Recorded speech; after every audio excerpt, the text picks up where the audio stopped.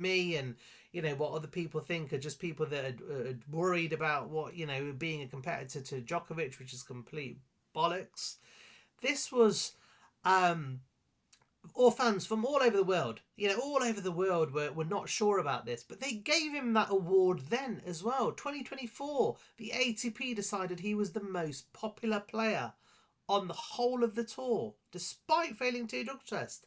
To cap it off this year, when he serves a 3-month ban, so he wasn't allowed to play tennis in any form for 3 months. He accepted that he had committed some anti-doping violations. He took a 3-month ban, and they still gave him this award.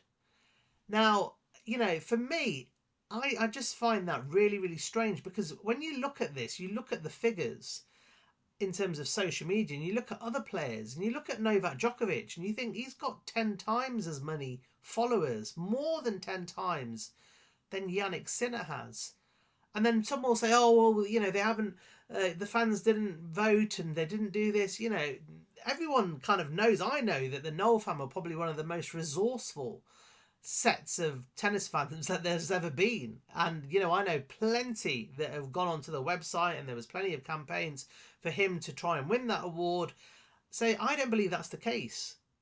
But it was given to Yannick Sinner. Now, if it wasn't going to give him to Novak Djokovic, you have a look at someone else. You look at Carlos Alcaraz.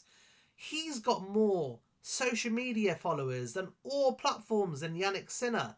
One of the most popular players. You go to tennis events. I go to tennis events. There's a big buzz around Carlos Alcaraz.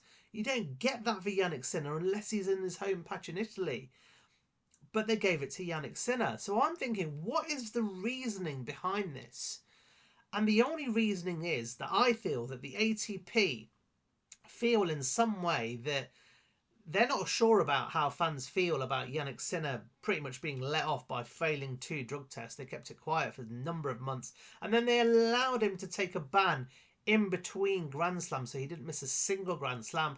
And I think that by giving the fans award, it kind of sends a message that everything is forgiven. The fans love him, so let's move on. That is my thinking of why they want to give this result. This result is never detailed. Like, they will never say this was who was first, who was second, who was third, where were the number of votes, this was the percentage, who voted on the website, who voted on a different way, how did the votes come through.